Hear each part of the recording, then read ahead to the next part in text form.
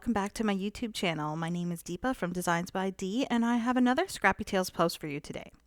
Now this video is part of the Scrappy Tails All the Shop video and blog hop, which was designed to show you how to use all of your Scrappy Tails products. Now there are multiple stops on the hop, so go ahead and follow along, and don't forget to leave a comment at each stop for your chance to win one of 3 $25 gift certificates to the shop. There are more details in the description below.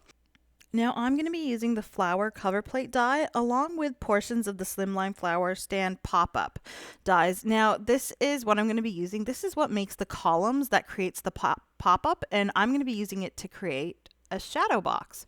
So first of all, this set comes with 3 dies, big dies for the actual cover plate. To get the outline and the shadow, you probably want to disconnect them. Now I'm only really going to be using the 2 inner portions of the die, so the main vine and flower detail along with the inner cutting line or cutting frame. And I've kind of lined this up on a 5 by 7 inch piece of white cardstock to just cut out that outline there. Now, I should mention that this cover plate is for a 5 by 7 inch card. Now I'm showing you here that I'm making sure that the edges are big enough that when I do create these columns, they're not going to show through the frame. Now you do have to make 4 of them, so cut that piece out 4 times, and this is going to be the longest column from that flower stand pop-up set. Now all I'm doing is measuring it to the size of the frame, which is 7 inches tall, and I will cut off that extra bit so that it is just the right size for this card. So once I've got all of those cut off for all 4 of those pieces, then all I'll really have to do is put together the little columns. And you can see here it's the perfect height for this frame.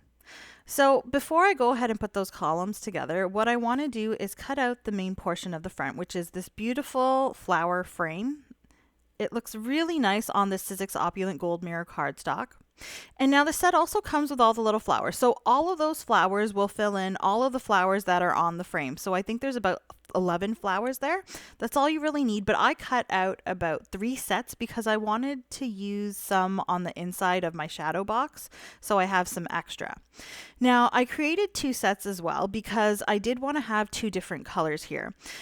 So I actually cut out my dies from white cardstock, and the reason why I do this is I like to add blended colors to my die cuts here. So I actually use some Altenew Wisteria ink first to just lightly color in the center of these flowers, and now I'm coming in with some pink pearl Altenew ink to kind of brighten up these flowers and make them a bit more pinky. So what this is going to end up looking like, it's going to have a bit of a purplish tinge in the center and pink on the outsides, mainly pink.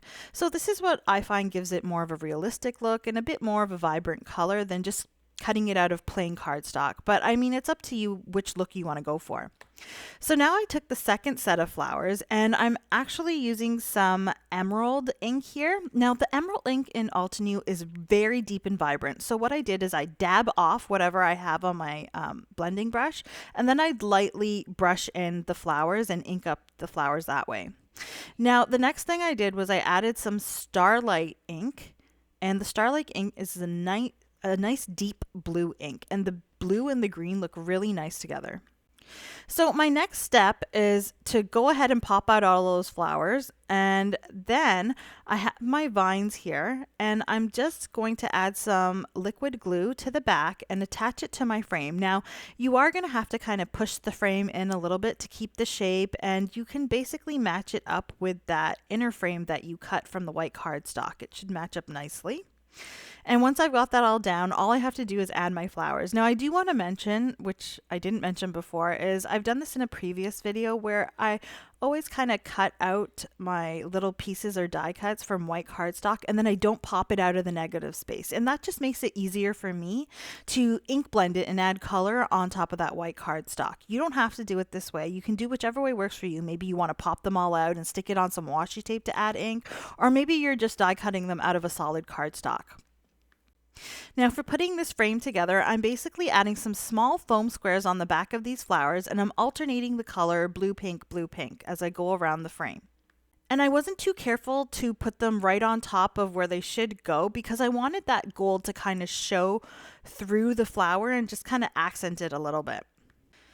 Now I'm adding some AB Crystal nail art gems. Now these are nail art gems that are from Amazon. They're a good price point and they're easy to just pick up online.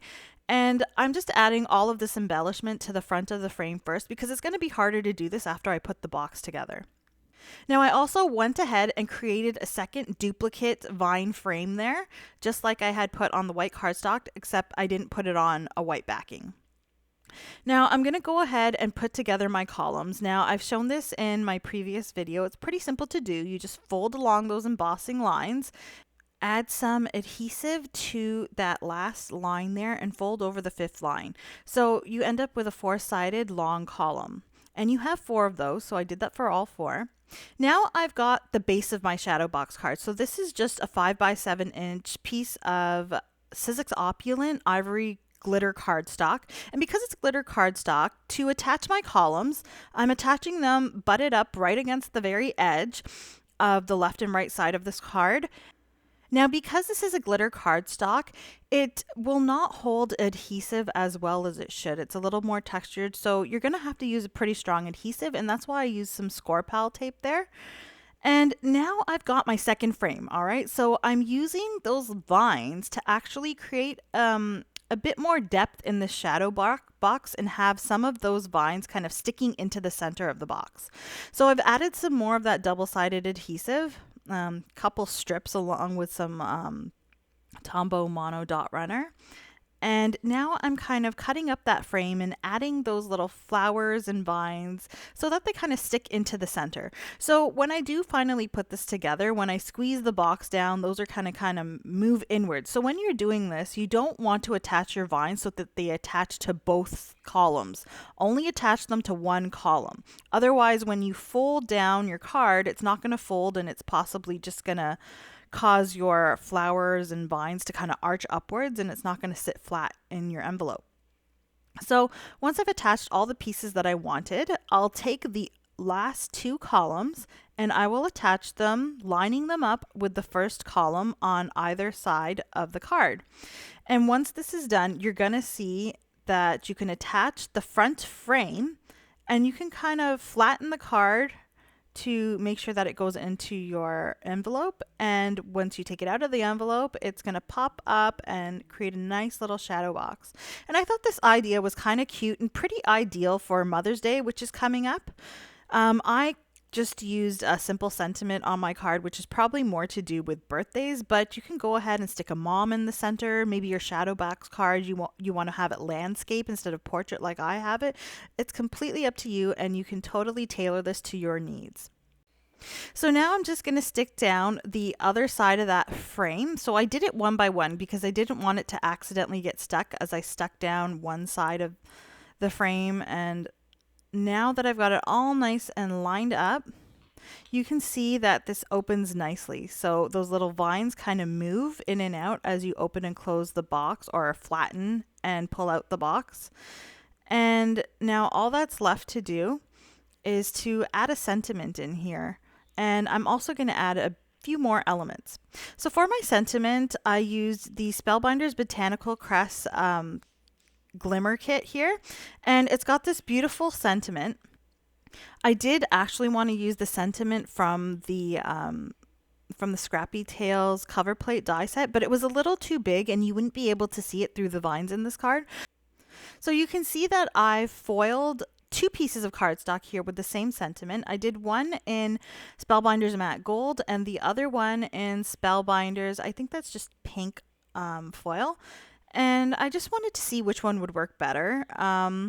As it turns out, I kind of like the pink better. The matte gold was a little bit washed out in the background there, and the pink stood out nicely. So I did want to add a little bit more. So I took the little flower dies from another Scrappy Tails set. I think this is the Garden Stand Flowers die set, and it has all of these cute little flowers. I took my Starlight Altenew ink and I just kind of smushed it onto my paper to create some dark blue cardstock there.